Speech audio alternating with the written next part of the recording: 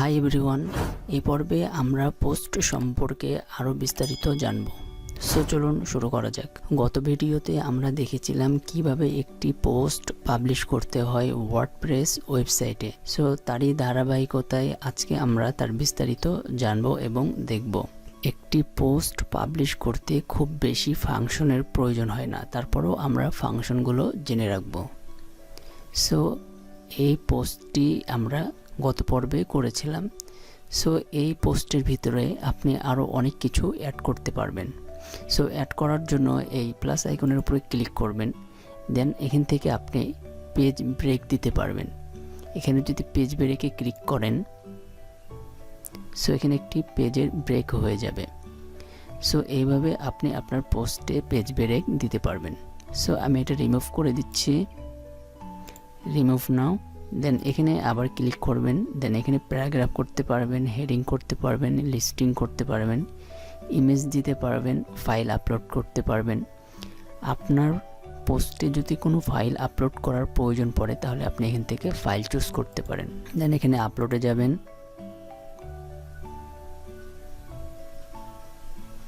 So ফাইলটা upload হয়ে গেলে এরকম অপশন চলে আসবে। আপনার ফাইলটা পাবলিশ করলে আপনার ভিউয়ার্সরা এই ফাইলটি ডাউনলোড করার অপশন পাবে। সো তারপরে আমরা আবার প্লাস আইকনে ক্লিক করব। সো তারপরে এখানে আমরা আরও অনেক কিছু দেখতে পাবো, media and text, KUET, audio. So আমাদের পোস্টে যদি কোনো অডিও সেট করার প্রয়োজন পড়ে তাহলে আপনি অডিও এখানে দিয়ে দিতে পারেন। সো তারপরে এখানে কমন ব্লকসে ক্লিক করবেন, দেন এখানে অনেক কিছু চলে আসবে। সো এখানে দেখবেন যে ইমেজ কুয়েটের পরে অডিওর পরে কভার চলে আসছে। সো আপনি আপনার পোস্টে যদি কভার দিতে চান তাহলে আপনি কভার দিতে পারবেন। আপনার পোস্টে যদি ভিডিও দিতে চান তাহলে ভিডিও দিতে পারবেন অডিওর মতো। সো তারপরে এখানে গ্যালারি রয়েছে। সো আমি যদি গ্যালারির উপরে ক্লিক করি, এখানে আপনি অনেক কয়টি ইমেজ দ্বারা একটি গ্যালারি তৈরি করতে পারেন। সো আমি যদি এখানে আপলোডে ক্লিক করি, সো আমি 3টা ইমেজ নিয়েছি, এই 3টা ইমেজ দ্বারা একটি গ্যালারি তৈরি হয়ে যাবে। সো আপনার পোস্টে যদি কোনো গ্যালারি নেওয়ার প্রয়োজন পড়ে তাহলে আপনি গ্যালারি ক্রিয়েট করতে পারেন। সো এটা আপলোড হোক, তারপর আমরা প্লাস আইকনে ক্লিক করব, দেন এখান থেকে ফরম্যাটিংয়ের উপরে ক্লিক করব, দেন এখানে প্রিফরম্যাটেডের উপরে ক্লিক করব। সো এখানে আমরা কিছু লেখার মাধ্যমে প্রিফরম্যাট করতে পারি। সো আমি এটি রিমুভ করে দিচ্ছি। দেন আমরা এখানে প্লাস আইকনে ক্লিক করব, দেন এখান থেকে আবার ফরম্যাটিংয়ে যাব, দেন এখান থেকে পুল কুয়েট।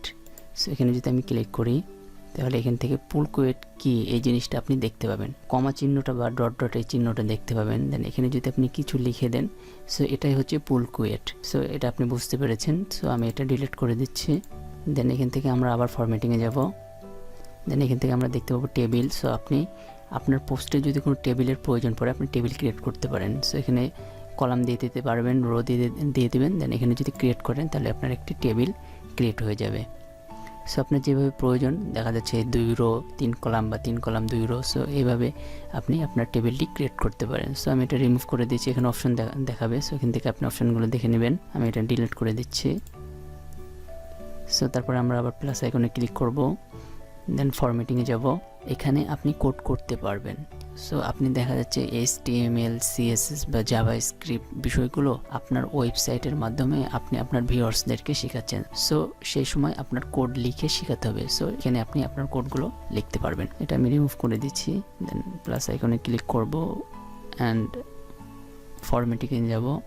দেন এখানে আমরা ক্লাসিকে যাব। এই বিষয়টি একটু ইম্পর্টেন্ট। সো এখানে আমরা যে পোস্টগুলো করছি এই ক্লাসিক মোডে আপনি এই পোস্টগুলো করতে পারেন। অনেকের রয়েছে শুধু ক্লাসিক মোডেই তাদের পোস্টগুলো পাবলিশ করে থাকে। সো নতুন ভার্সন আসার আগে ক্লাসিক মোডে ওয়ার্ডপ্রেসে পোস্ট বা পেজ পাবলিশ করা হতো। সো এখান থেকে আপনি ক্লাসিক মোডও ইউজ করতে পারেন। সো আমি যদি এখান থেকে কিছুটা কপি করে আপনাদেরকে দেখাই, কপি করে নিলাম।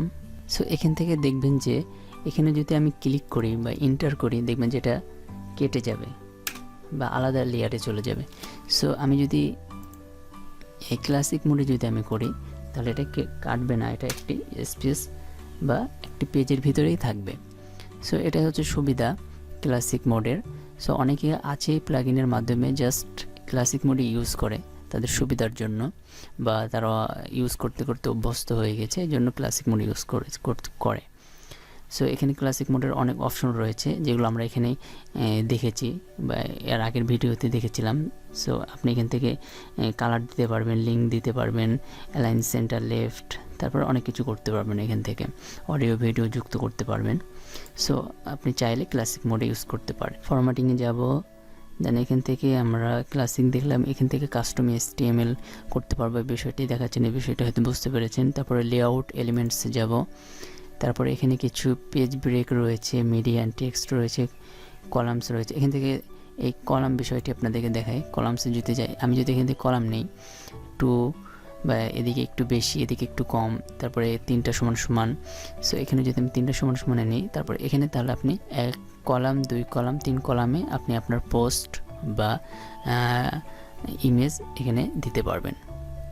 এখানে যদি আমি ক্লিক করি, এখান থেকে আপনি যেটা সিলেক্ট করবেন সেটা চলে আসবে। সো আপনি যদি হেডিং সিলেক্ট করেন, হেডিং আসবে। তারপরে ইমেজ সিলেক্ট করলে ইমেজ আসবে।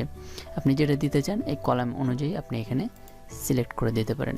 অনেক সময় 3, 2 বা 1, একটা ছোট একটা বড়, এভাবে স্টাইল বা সৌন্দর্য বাড়ানোর জন্য এই কলামগুলোর প্রয়োজন পড়ে।